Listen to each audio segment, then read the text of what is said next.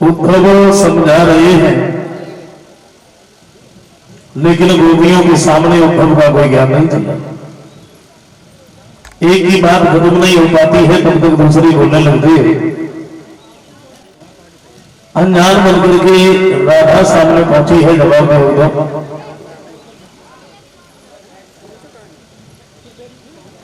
तुम्हें नहीं मालूम है, हम लोग यहाँ पर रह तो रहे हैं लेकिन कैसे रह रहे हैं? राधा कहती है उद्धव श्याम सुंदर को सच बात कहिए कि मेरा दिल यूनी परीक्षा जा रहा है,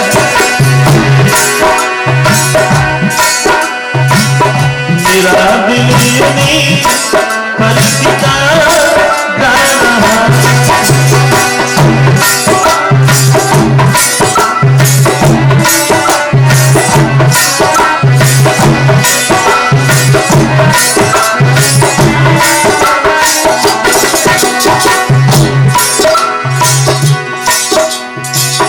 जवाब दिया उद्धव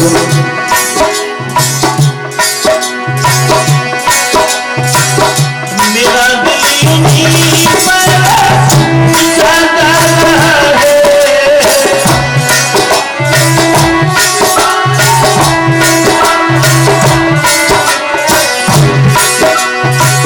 मेरा दिल यूनी परीक्षा जा रहा है।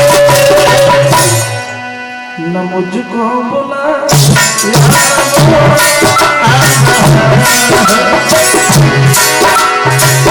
मेरा दिल यूनी परीक्षा जा रहा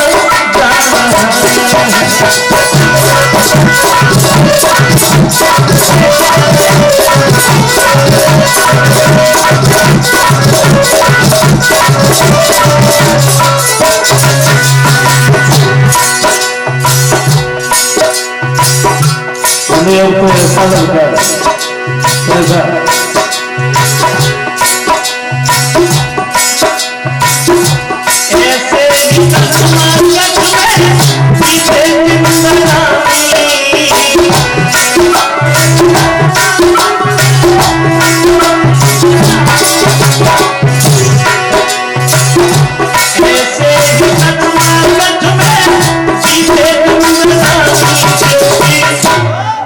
वो मोहन मुझे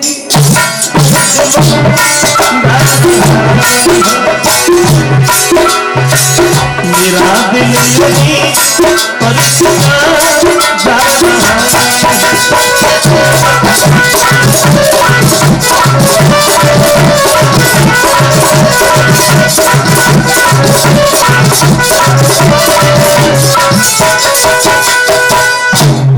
जवाब दिया उद्धव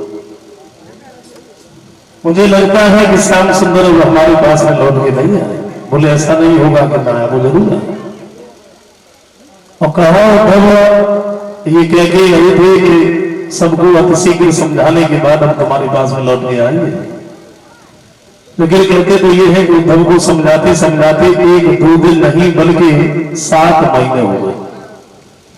और जब 7 महीने हुए हैं उसके बाद में उद्धव ने जवाब दिया बनाओ अब हम यहां से लौट के श्याम सुंदर के पास में जाए। लौटने की जब बात करी है तो गोपियां उदास हो।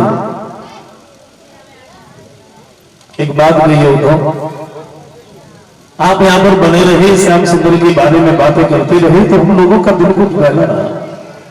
अब तुम जाने की बात कर रहे हो, तुम्हें नहीं मालूम है तुम्हारे जाने के बाद हम लोगों की क्या दशा होगी। तो गोपियां कहती हुई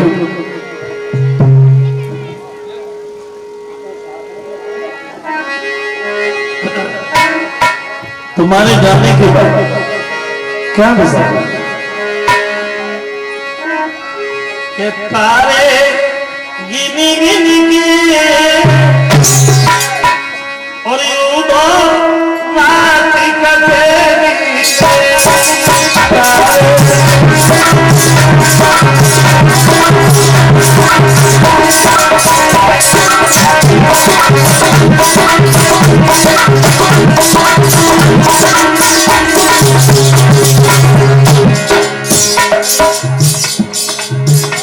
जवाब दिया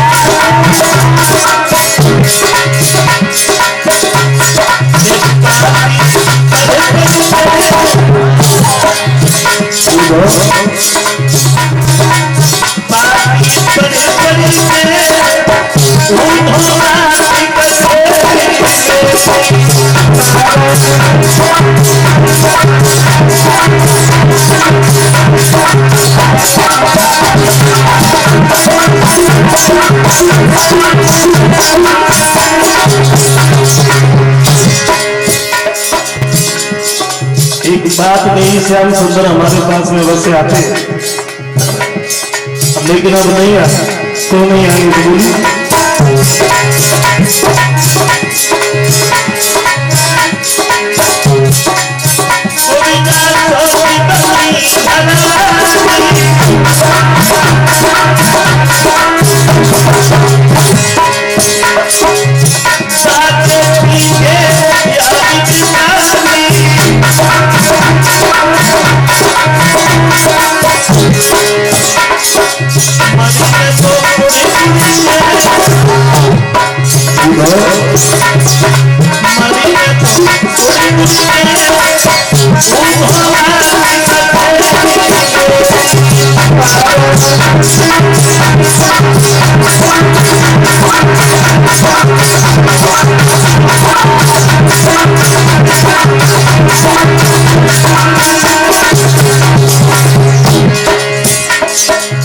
अनजान बन के राधा सामने पहुंची है और एक बात के युद्ध बात होने के लिए बात बताओ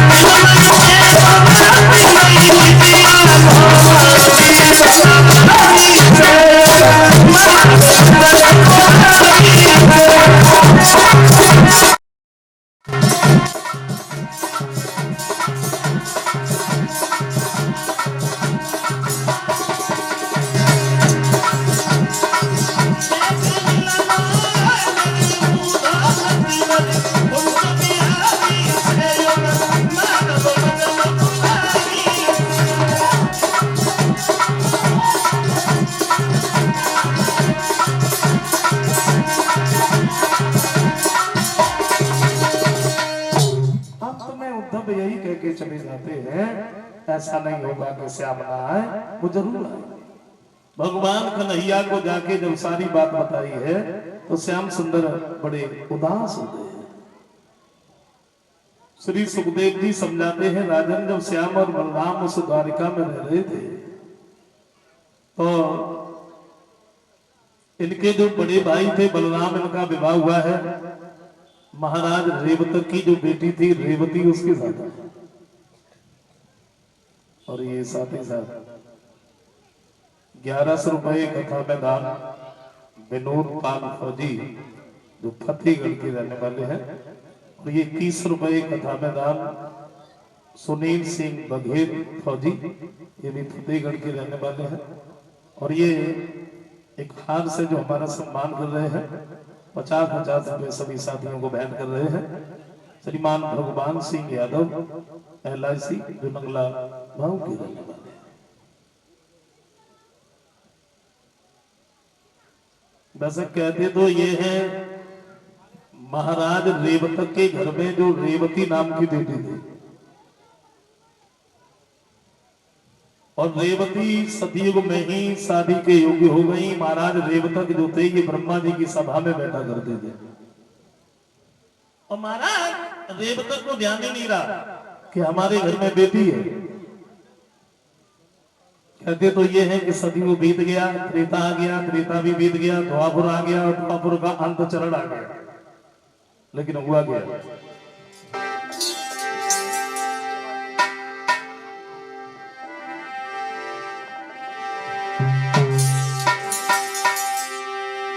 तो बीत गए युग 3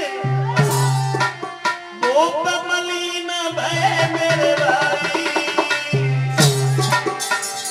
और तली की साथ की हुई गई रे के बिटिया की लंबा।